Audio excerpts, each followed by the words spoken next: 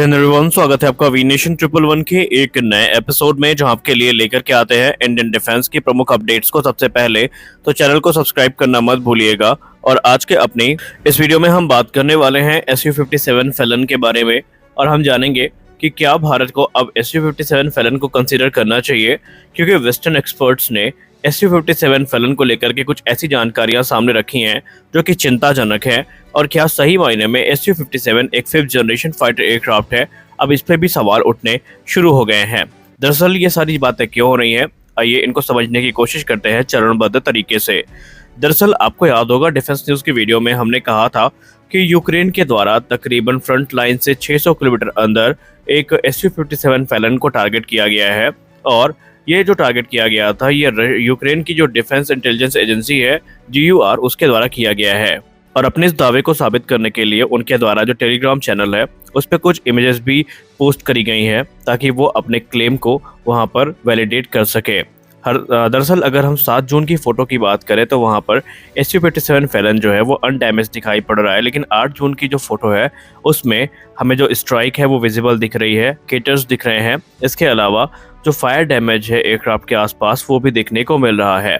और कुछ रिपोर्ट तो ये भी सजेस्ट कर रही है कि उसके बगल में जो SU-57 दूसरा खड़ा था वो भी डैमेज हुआ है, लेकिन अभी रशिया के द्वारा इसको पूरी तरीके से नकार दिया गया है। उन्होंने कहा है कि वो एक डमी एयरक्राफ्ट था जो कि उनके अटैक ड्रोन्स को कंफ्यूज करने के लिए था, और वो अपने उद्देश्य की पूर्ति में पूरी तरीके से सफल रहा है। अब अगर हम SU-57 फैलन की बात करें तो इसकी पहली उड़ान 2010 में आयोजित करी गई थी, और उसके बाद से अभी तक तकरीबन 2 दर्जन एयरक्राफ्ट जो है ये रशियन एयरफोर्स की सर्विस में है। SU-57 फैलन एक supersonic twin engine 5th generation fighter aircraft है, जो कि अमेरिका की एयर सुपीरियरिटी को चैलेंज करने के उद्देश्य से बनाया गया था। अपने एडवांस डिजाइन के होने के बावजूद भी अभी भी ये F-35 से कैपेबिलिटी वाइज थोड़ा पीछे माना जाता है, क्योंकि F-35 लाइटनिंग 2 की जो स्टेल्थ कैपेबिलिटी है वो काफ़ी सुपीरियर है, उसकी कंप्यूटिंग पावर काफ़ी पावरफुल है। वहीं उसमें जो एडवांस सेंसर कैपेबिलिटी है उन्हें SU-57 से कहीं ज़्यादा एडवांस माना जाता है, क्योंकि डिफेंस एक्सपर्ट्स ये मानते हैं कि F-35 सही मायने में एक modern 5th generation fighter aircraft के लिए बेंचमार्क को स्थापित करता है। और इवन जो डिफेंस एक्सपर्ट है वो SU-57 फैलन, चेंगडू J-20 और इसके अलावा US F-22 रैप्टर को भी F-35 के बराबर नहीं मानते। उनका कहना है कि अभी इन एयरक्राफ्ट्स पे काफ़ी कार्य होना बाकी है, उसके बाद ही ये F-35 के बराबरी कर पाएंगे। वेस्टर्न एक्सपर्ट्स ये मानते हैं कि रशिया और चाइना के द्वारा जो उनके स्टेल्थ फाइटर है क्रमशः J-20 और SU-57 फैलन, इनकी कैपेबिलिटी को हमेशा बढ़ा चढ़ा के बताया जाता है, लेकिन अभी भी इनकी स्टेल्थ टेक्नोलॉजी को लेकर के संदेह बना हुआ है। और जो कैपेबिलिटी इनके द्वारा क्लेम की गई है वो कितनी सच है, इसका कोई पुख्ता प्रमाण नहीं है। एडम डेमोट की बात करें तो ये एक फॉर्मर नेवल एविएटर हैं। इन्होंने अपने एक स्टेटमेंट में ये कहा है कि जो SU-57 फैलन है और जो J-20 है, इनकी परफॉर्मेंस जो है वो काफ़ी कॉम्प्रोमाइज़ हो जाती है, और इसकी जो डिज़ाइन है ये भी उतनी स्टेल्थी नहीं है। उन्होंने कहा कि भले ही दोनों एयरक्राफ्ट में एडवांस डिज़ाइन एलिमेंट हमें देखने को मिलते हों, जैसे कि ट्विन इंजन हो गए, ब्लेंडेड फ्यूजलाज हो गया, लेकिन फिर भी इनकी जो स्टेल्थ कैपेबिलिटीज़ है ये हमेशा क्वेश्चनेबल बनी रहती हैं, क्योंकि उनका मानना है SU-57 फैलन और J-20 में जो डिज़ाइन फीचर्स हैं, खासकर जो कैनार्ड्स हैं, इनकी वजह से जो रेडार क्रॉस सेक्शन है काफ़ी प्रभावित होता है। और F-35 से अगर आप इनको कंपेयर करते हैं तो वहाँ पर आपको देखने को मिलेगा कि दोनों के रेडार क्रॉस सेक्शन में ज़मीन आसमान का फ़र्क हो जाता है। उन्होंने ये भी कहा कि सही मायने में SU-57 फैलन और J-20 को हम 4.5 प्लस जनरेशन का एयरक्राफ्ट मान सकते हैं, क्योंकि true 5th generation fighter aircraft होने के लिए जो क्राइटेरिया है अभी भी ये उससे थोड़े दूर नज़र आते हैं। F-35 को अगर आप SU-57 से कंपेयर करते हैं तो कैपेबिलिटी वाइज तो SU-57 से ज़्यादा एडवांस है। इसके अलावा इनका जो प्रोडक्शन है ये भी बड़े नंबर्स में हो रहा है। एक तरफ जहां SU-57 काफ़ी लिमिटेड नंबर्स पे हैं और 2030 तक भी कोई बड़ा डेवलपमेंट हमें देखने को नहीं मिलने वाला, तो वहीं F-35 लाइटनिंग 2 काफ़ी बड़ी संख्या में बनाए जा रहे हैं, और ग्लोबली इनकी डिमांड काफ़ी ज़्यादा बढ़ती जा रही है। अब तक तकरीबन 1000 F-35 से ज़्यादा बनाए जा चुके हैं, जिनका इस्तेमाल क्रमशः US एयरफोर्स, नेवी और मरीन कॉर्प्स के अलावा जो इंटरनेशनल कस्टमर्स हैं उनके द्वारा किया जा रहा है। तो वही बहुत सारे यूरोपियन और एशियन कंट्री है जो इनको एक्वायर करने के लिए तैयारियां कर रहे हैं। वही अगर हम चेंगडू J-20 की बात करें तो अब तक तकरीबन 200 से ज़्यादा एयरक्राफ्ट बन चुके हैं, और 2035 तक 1000 एयरक्राफ्ट को ऑपरेट करने का जो टारगेट है ये चाइना के द्वारा रखा गया है। लेकिन SU-57 फैलन की बात करें तो रिपोर्ट के हिसाब से उनका ये क्लेम है कि 2028 तक उनके पास 76 SU-57 फैलन होंगे। हालांकि ये दावा कितना सच है ये थोड़ा इस समय मुश्किल लग रहा है, क्योंकि जिस प्रकार के हालात है रूस में, उसको देख करके ये कहा नहीं जा सकता कि वो कितनी संख्या में इन एयरक्राफ्ट को फिलहाल बनाने में सक्षम है।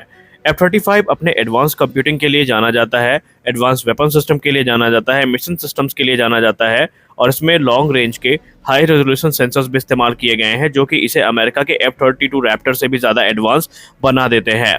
और इसे एक और नाम से पुकारा जाता है जो कि है फ्लाइंग कंप्यूटर, क्योंकि एक्सपर्ट्स ये कहते हैं कि इसकी जो एडवांस परफॉर्मेंस है वो इसका सेंट्रल कंप्यूटिंग सिस्टम पूरी तरीके से मैनेज करता है। और इस एयरक्राफ्ट को एक यूएफओ के तौर पर देखा जा रहा है, क्योंकि ये जितने एडवांस सेंसर से इक्विप है, इस समय दुनिया का कोई भी दूसरा फाइटर एयरक्राफ्ट इसकी कैपेबिलिटी को मैच नहीं कर सकता। जनरल डेविड गोल्फिन, जो कि भूतपूर्व अमेरिकी वायुसेना के चीफ हैं, उन्होंने F-35 के बारे में टिप्पणी करते हुए ये कहा है कि आप इसे ट्रेडिशनल फाइटर समझने की गलती मत करिए, क्योंकि ये एक कंप्यूटर है जो कि उड़ सकता है।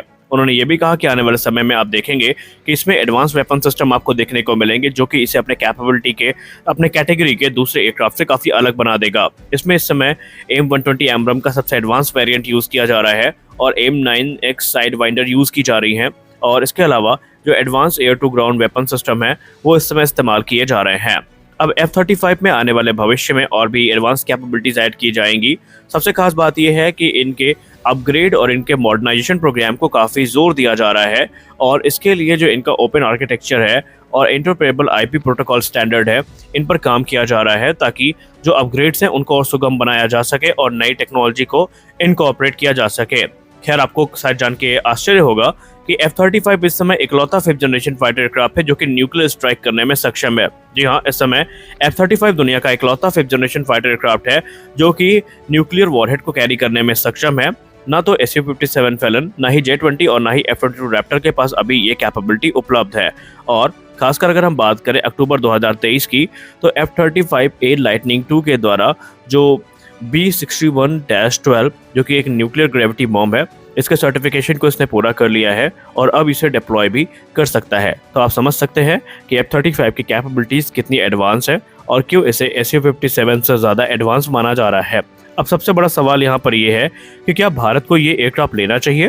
दोस्तों, एक्सपर्ट्स ये मानते हैं कि अभी ये एयरक्राफ्ट SU-57 खुद बन के तैयार नहीं है और रूस इस स्थिति में नहीं है कि बड़े नंबर्स में इनको बना सके।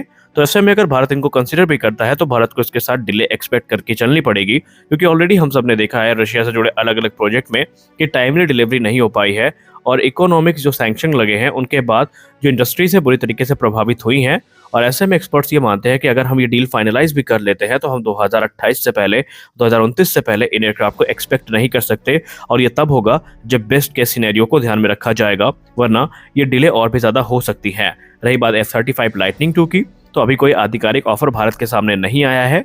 अगर आता है तो भारत कंसीडर जरूर करेगा, क्योंकि मीडिया रिपोर्ट्स में अक्सर ये खबरें सामने आई हैं कि अमेरिकी कांग्रेस लगातार इसका कह सकते हैं वकालत कर रही है भारत को बेचने का, लेकिन आधिकारिक प्रस्ताव भारत के पास अभी तक नहीं आए हैं।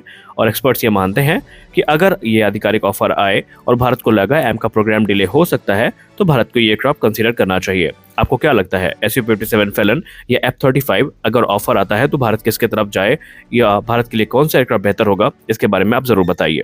तो मिलते हैं अगले वीडियो में, तब तक के लिए जय हिंद।